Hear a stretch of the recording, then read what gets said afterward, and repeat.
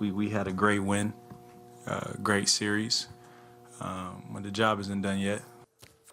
Western Conference top seeds, the Phoenix Suns, now lead their series with the New Orleans Pelicans thanks to a comfortable victory in Game 5. Mikal Bridges top scored with 31 points in the 112-97 win. And the Memphis Grizzlies fought back in Game 5 to take a 3-2 series lead against the Minnesota Timberwolves. Ja Morant was the star man for the Grizzlies with 30 points in the 111-109 win. There was a slice of history for the Carolina Hurricanes in NHL on Tuesday. Sebastien Aho rounded off a 4-1 victory over the New York Rangers in Madison Square Garden. It gave the Hurricanes a franchise record of 53 wins in the season. They've also now clinched the Metropolitan Division title. Boxers Katie Taylor and Amanda Serrano are enjoying the limelight ahead of their historic meeting in New York. Both fighters were showing off their skills in public workouts earlier. They will become the first female boxers to headline a fight card at Madison Square Garden when they meet on Saturday. The bout is being co-promoted by crossover YouTube boxing star Jake Paul, and we'll see Serrano here challenge for Taylor's unified world lightweight titles. And that's it for me. Back to Julie in London. Sana, thank you. Now, the private aerospace company SpaceX has launched another 4 astronauts into orbit from the US, including a doctor and a geologist. The Falcon 9 rocket and Dragon capsule blasted off from Florida, taking 3 NASA astronauts and an Italian from the European Space Agency to the International Space Station. They're on a 6-month mission with more than 200 experiments planned. SpaceX is owned by the world's richest man, Elon Musk, who struck a deal this week to buy Twitter. We're really focused around the rendezvous, which will dock later this evening, actually at 8:15 p.m. Eastern Time. This is the fastest launch to dock that we've done. It's about the same time it takes to go from New York to Singapore, so it's kind of interesting. Well, you can check out our website following all the major stories that we're following right here in the studio, and that's at aljazeera.com. That's it from me, Julie McDonald, though, for this news. I'll be back in just a sec, though, with much more of the day's news. See you in a bit. Bye-bye.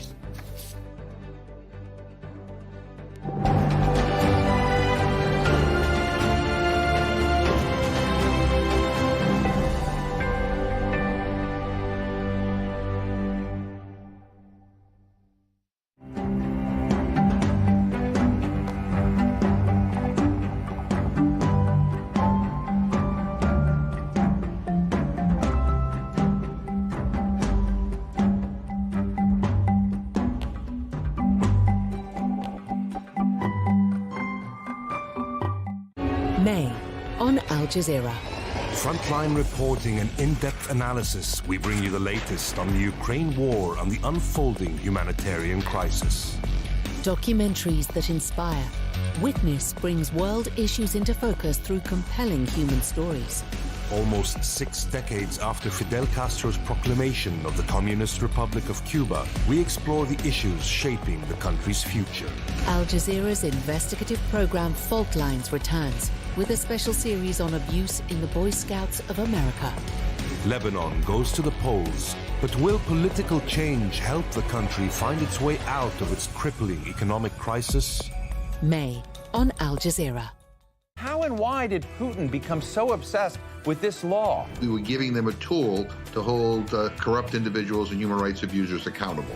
They're going to rip this deal apart if they take the White House in 2025. What is the world hearing when we're talking about Buy American today? Your weekly take on U.S. politics and society. That's the bottom line. Talk to Al Jazeera. We ask. What is the timetable in your mind? When do you think that Europe can be off of Russian gas? We listen. When I've seen and played football with these refugees, I look at them and they're happy, they're smiling. We meet with global newsmakers and talk about the stories that matter on Al Jazeera.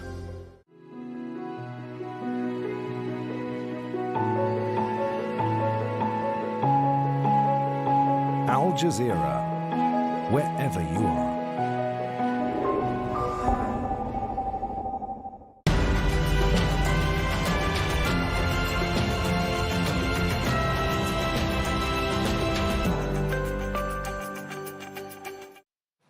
Today, the Kremlin failed once again in his attempt to sow division among member states. The EU accuses Russia of blackmail after it cuts gas supplies to Poland and Bulgaria in retaliation for Western sanctions. And warnings of increasingly dire conditions at the Mariupol steelworks, where thousands of Ukrainian defenders and civilians are holed up.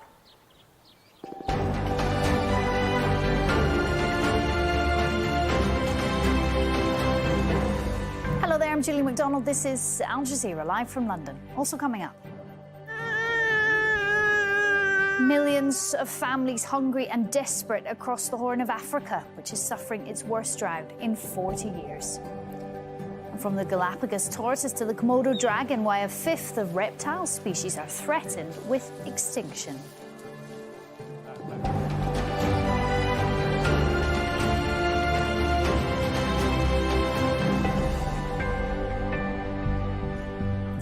Russia's threatened to cut off gas to more European countries after turning off the taps to Poland and Bulgaria over the refusal to pay in rubles. The EU's accused the Kremlin of using energy to blackmail countries supporting Ukraine. European gas prices, though, spiked by as much as 24% earlier. Well, Russia's President Vladimir Putin has warned foreign powers against interfering in his two-month war, promising, quote, a lightning response. If anyone would want to interfere with what's happening in Ukraine now from the outside, they have to know Russia's response will be swift and fast. We have all sorts of tools that the West cannot obtain, and we will not boast of our weapons, but we will use them if need be, and I want everyone to know that. Well, the head of the UN has arrived in Ukraine a day after meeting Putin in Moscow. Antonio Guterres is pushing for a ceasefire as fighting rages on in Mariupol and elsewhere in the east. And despite bitter divisions over Ukraine, Russia and the US have completed a rare prisoner swap after lengthy negotiations. Nadeem Baba begins our coverage with this report on Russia's gas threats. It had been predicted by some, feared by many more. But European leaders see Russia's move to halt gas supplies to Poland and Bulgaria because they won't pay in rubles as aggressive. It comes as no surprise that the Kremlin uses fossil fuels to try to blackmail us. This is something the European Commission has been preparing for in close coordination and solidarity with member states and international partners. Our response will be immediate, united and coordinated. Moscow says countries can still pay for gas imports in euros or dollars, but only if they open Russian bank accounts, which then convert the currency and make the final payment. It's thought some countries have already done so. But Bulgaria, which gets the vast majority of its gas supplies from Gazprom, is not one of them. We will not succumb to such a racket. Bulgaria is reviewing all agreements with Gazprom, including the agreement on gas transit through Bulgaria, because one-sided blackmail is not acceptable. The Polish president has promised to take legal action, but the Prime Minister is insisting there's no immediate threat, saying storage facilities are three-quarters full, higher than in most of Europe. As I've emphasised many times, Poland had previously prepared to diversify supplies and obtain gas from various sources. Even before the Baltic gas pipeline is launched, we'll be able to protect our economy, to protect Polish households from such a dramatic step by Russia. Some Warsaw residents, if not all, seem reassured. This man says shutting down gas supplies might end up harming Russia. He says his country has reserves. While this woman wonders how much Poles like her will have to pay for developments linked to the Ukraine war, saying things are already incredibly expensive. The EU's biggest economy, Germany, has been the most reluctant to end gas imports from Russia. But on Wednesday, it said it was speeding up efforts to find alternatives, including liquefied natural gas. I can say that our Russian gas dependency, which was at 55% before the war and dropped to 40% a few weeks ago, is now at 35%. So for now, the common message is there's no need to panic. But it's hard to say how Russia's move will play into the existing energy price crisis across Europe. Nadeem Baba, Al Jazeera. Russian forces have continued to pound the last known stronghold of Ukrainian forces in Mariupol. Thousands of fighters and civilians are still holed up in the Azovstal steelworks, where conditions are said to be growing more dire. There are over 600 wounded men in our group with different levels of wounds. They really need medical attention and healthcare. There is no medical personnel or medication. There are also wounded civilians, hundreds of people, dozens of children. Many people have limited mobility. The situation is very difficult.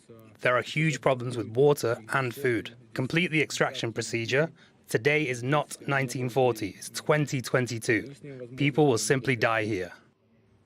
A city official says airstrikes on the plant haven't ceased, despite Russian President Vladimir Putin declaring on Tuesday that there are no military operations currently underway in the besieged city. Ukrainian officials have called the situation in Mariupol a humanitarian catastrophe, with about 100,000 people still trapped in the city. The RIA news agency says a number of rockets have hit the centre of the southern Ukrainian city of Kherson, causing power explosions near the television station. Well, earlier Russian forces fired tear gas and stun grenades at the protesters in the city. Well, people have been rallying against what they're calling a sham referendum, and Ukraine says Russia's planning to hold a staged vote in the region to show popular support for the creation of a Russian-backed republic. Kherson's been occupied by Russian troops since early on in the conflict, with Ukrainians holding regular demonstrations against their presence. Well, earlier I spoke to Ivan Stuli, a student from Kherson, and he described what life is like in the Russian-occupied city. Like now in Kherson, we have such situations that we occupied for 2 months, and now we come to another Ukrainian cities. We can do this only by car, and it is extremely unsafe. The situation is really unsafe in Kherson, because right now to get food we need to stay for hours in queues, and it's really unsafe to male gender to go outside, because you never know, should Russian troops take you to Russian army, and what will the situation be?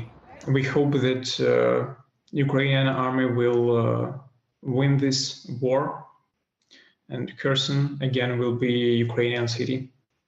The International Criminal Court's prosecutor says he's received no reply from Russia over the court's investigation into alleged war crimes committed during the war in Ukraine. Speaking at the United Nations, Karim Khan, who was recently in Ukraine, said the world is holding its breath, waiting for a resolution to the violence.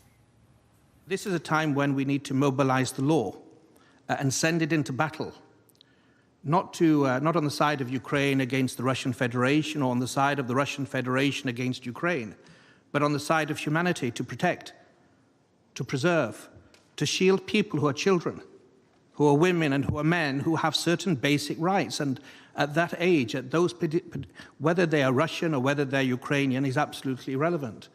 Their families and their lives are being torn apart. So if this moment is not a moment for us to define and strain our sinews and come together, what moment will we wait for? And will we be alive to see it? On the front line in Ukraine's east, Russian forces continue their slow advance, and thousands of Ukrainians have fled as the fighting gets closer. Those who remain rely on the bravery of workers to deliver their food. And Charles Stratford reports from Toretsk in eastern Ukraine. Natalia has worked at this bread factory in the town of Bakhmut in eastern Ukraine for 13 years. Russian forces are slowly getting closer. They are first firing artillery shells and rockets, then moving in on nearby villages. The closer they get, the more tempted the mother of two is to leave. I'm very worried for myself, for my family, for the children, for my job. It's frightening going to and from work because I hear the explosions and